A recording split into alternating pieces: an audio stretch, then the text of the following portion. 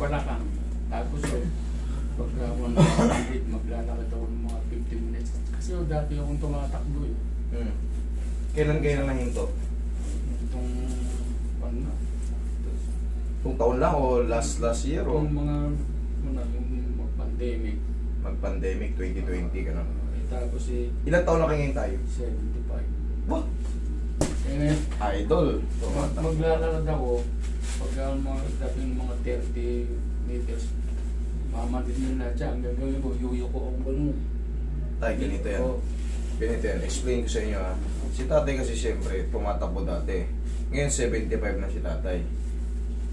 Maggugulat tayo, bigla tayong ihina. Bakit?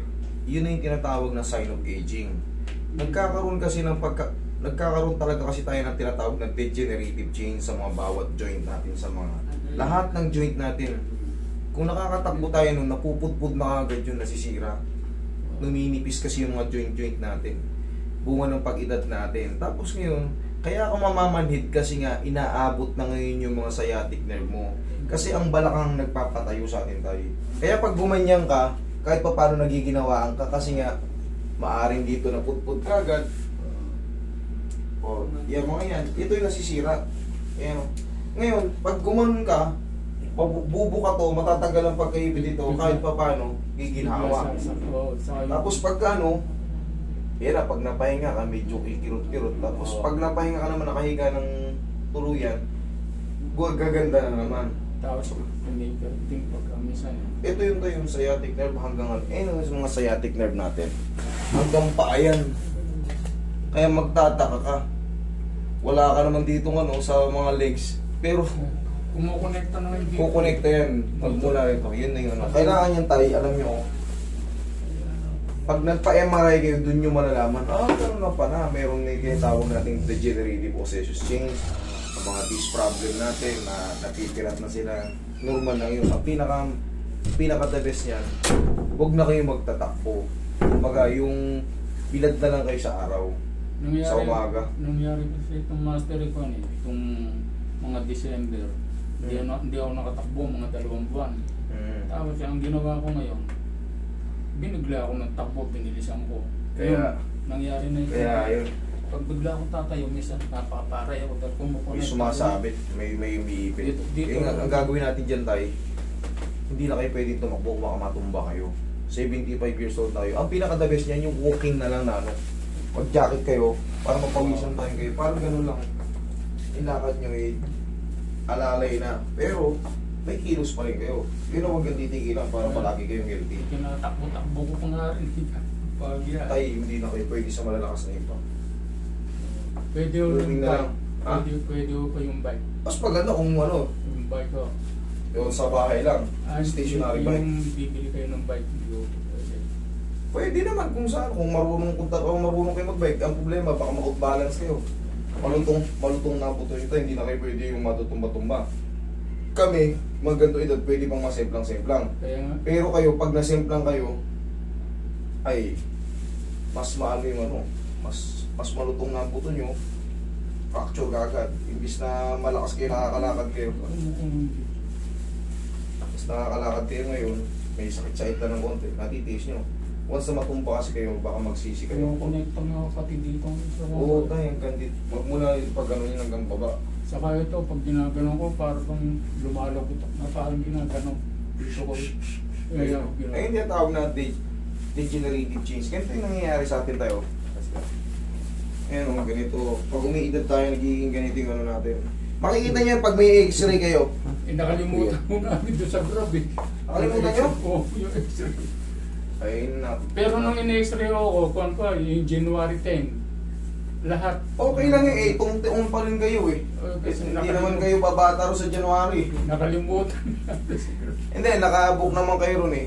Sabi niyo, tawagan niyo lang yun. Sabi nga, pupuntahan daw kami eh. Dahil sabi ko, ikon ko. Relax lang. Huwag yung labanan tayo. Yan.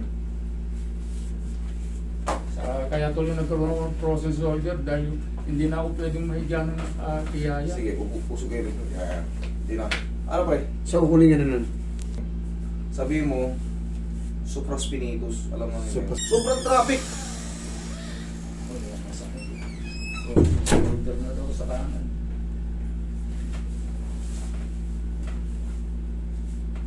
Hindi pa to frozen tayo, ano pa lang to? Shoulder pain lang to, relax lang tayo. Gamutan mo lang, laglag mo. Yan. Huwag mo labanan. Yan. Ayan, sakit. Yan. Hindi pa yan frozen. Pag frozen yan, ganyan na. Ito, abot pa yun. Abot na eh. Okay tayo, higa kang patagilid tayo. Lagi mo kasi ginagano eh. Tama yan. Pero huwag kayong magtigil sa ayusin natin yung balakang yung walking lang. Huwag na kayong magtatakbo kasi nakukompress na yun kaya namamalig yung balakang nyo. 75 na kayo, pwede na kayong tawaging matanda. Diba? Kuya. 75 na kayo. Hindi na yung dati, katulad nun. Yeah. Kaya yung anak ko rito, papupuntahin ko rin yung anak ko eh. Bila. Anong kaso ng anak nyo? Nagbuhat ng sa manhole kasi declagger siya eh. Nagbuhat ng mga kung ano. Oo. Ayun, dapat yun. Revisahin lang agad. Mamamanid yung balakang mo. Hindi makakatayo yun. Eh ngayon, hindi ko makapagbuhat na ng mabigat. Oo, may ibabalik ako ron. Oo. Kaya nga po. Hindi nyo pa sinama.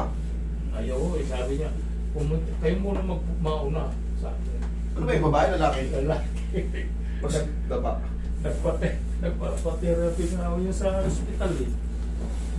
Hindi ko siya followers eh, kaya ano eh. Ayun. Ito ang masagpo sa akin, no? Tapa kayo tayo. Gilin niya ba yung kami?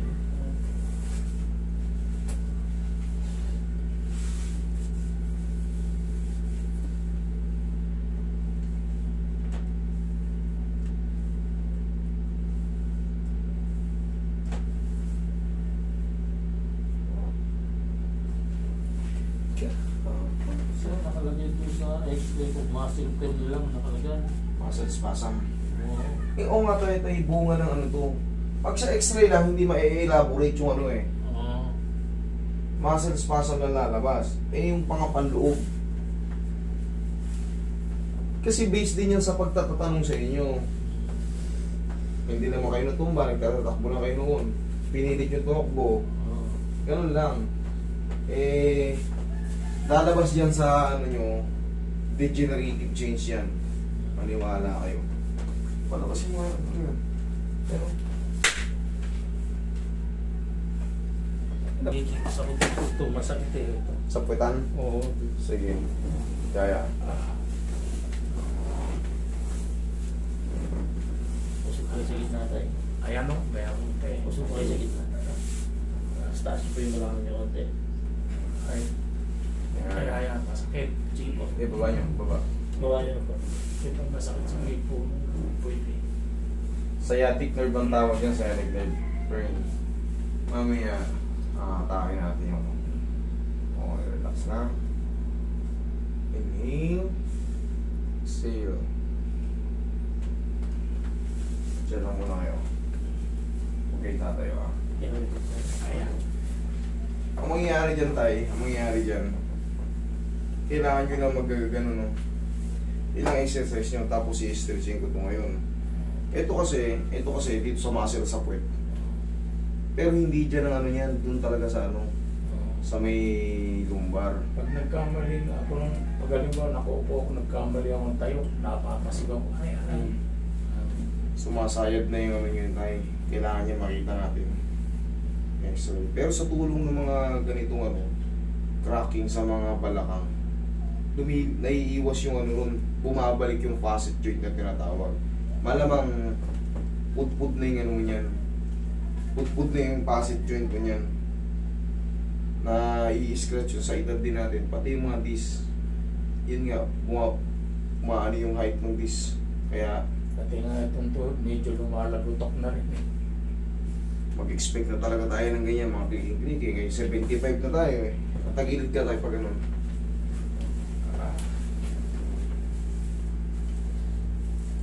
Kaya kung matulog ngayon ako, puro patagilid. Kaya itong kanan ko,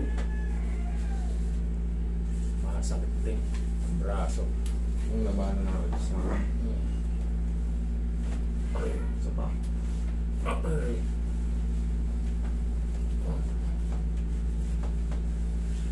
Ayan, isa pa.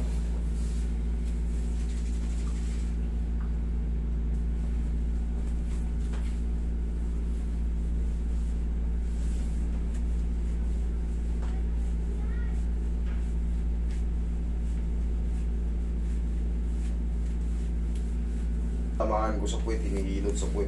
Kasi nandito talaga yung pondo ng ano, yan o. Nandyan yung maraming nerve dyan ng ano, sciatic nerve, nandyan sa bandang puwet. Tayo po ka tayo. Uy, ganun. Ayan, masakit po.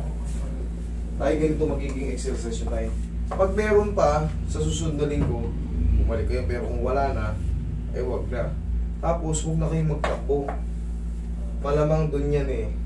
Kasi, hindi nyo napansin na kala nyo dati sa isip nyo kaya nyo pa, pero ngayon umiidot na kayo, 75 na kayo, talagang magbabago na yung kilos nyo, hihina kayo, makakaramdam kayo ng mga manhid-manhid kasi nga meron na rin tayong tinatawag na mga ano, mga deposito dyan na ano, hindi, wala kayong dala mga files, so hindi ko ma-elaborate pa kung ano yung mga bagay-bagay na lalabas doon sa mga result nyo sa x-ray o sa mga medical files nyo. Ngayon, tayo ka. Sige, sinalas kayo. Tayo ka. Tingnan mo kung masarap. Kaya naman, lakad ka. Mga kwento yun, maalala mo ito kung malayo-layo ng konti dito. Ganito tayo magiging exercise nyo. Uudin nyo yung ano. Sige nga. Yun! Sige. Kabila. Hindi. Pag ano no. Harap ka ron tayo. Etong tuhod nyo, ituhod nyo parang doon, papunta ron. Sige, tuhod kayo. Kabila naman. Kabila. Isa pa. O, kabila. Iyan lang, tag-i. Bali, tag-isa lang talaga yun. Dinamihan na natin kasi hindi nyo na perfect. Yun lang. Tapos, walking kayo na lang. Sige nga, lakad kayo tayo. Walking lang kayo pagka ano. Meron pa rin din sa binti. Meron pa sa binti, upo kayo. Tayo nga kayo, no?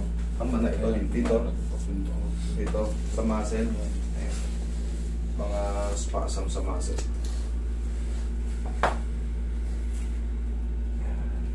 Kapag hindi nawala sa isang linggo, Huwag lang kayo munang yung basta walking lang, hindi nyo na kailangan. Kung gusto nyo magpapawis, tumapat lang kayo sa medyo may araw-araw ng konti, mag-jacket na kayo. Saka mag-iingat kayo tayo, baka matumba kayo, hindi na kayo pwedeng matumba. Pag natumba kayo, imbis na nakakalakad kayo, mahirap ma-fracture. Pag na-fracture kayo, wala na. Sabi nga nung mga kasama ko na dating tumatakbo, ba't ano nangyari sa'yo? Hindi ko na tumatakbo. Yung nga, naikwento ko nga. Uminom pa ito anong Parex, saka ka mag-exercise, maglakad ka na lang. Lakad na lang, hindi na kasi 7 talaga aging tayo. Sign of aging, lalabas talaga yan. Lalabas na talaga yung sign of aging. Dahil dati pag tumatakbo na ako 3 beses isang linggo eh. Yun yan, nakasanayan natin. Siyempre, sa isip natin, kala natin, kaya pa. Pero, yung katawan natin, mabigat na, tsaka maganit na. Yung mga muscle natin, tendon natin, meron na tayong makakaramdam tayo na pag napagod tayo, kakaano, magre-react yung ano kasi na-overstress yan. Tsaka, yung mga tendon natin, nangangapunit na yun pag may edad tayo. Paunti-unti. May mga bigla kang kilos. Minsan nga, nasa sasakyan tayo, kaya nasa kaupo tayo, may inabot tayong gano'n. At, may bigla nga akong baka ayun, gano'n. Sa sasakyan. Bumaba ka lang. Yung plexus ng muscle mo ito, parang may napunit. Gano'n talaga pag umiitad. Gumagano ako, yun, pag gumagano ako kumikot dito. Sige, lakad ka nga tayo.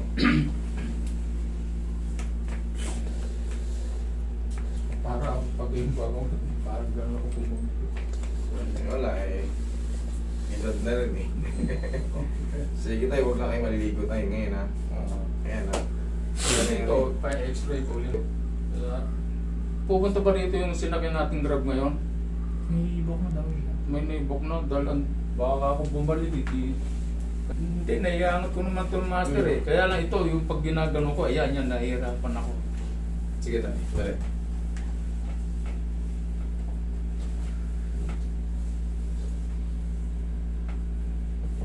Ako sa pagtulog na rin ito eh. Kasi nga hindi ako makatulog ng nakatiyaya eh.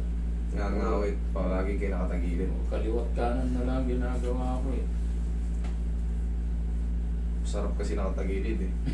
Parang yung tiyan mo, kaya ano mo, hindi gaganong parang ano, kinukubera natin dyan. Yun ang masarap doon, tapos dahil kakapit, iyakap ka ng una. Master, pwede akong bumalik dito kahit mga... mas lalong bumot. May tayo, 3 to 4 days, mas mararamdaman nyo pa yung mga pagbabago dyan. Relax na lang muna kayo tayo. Ha?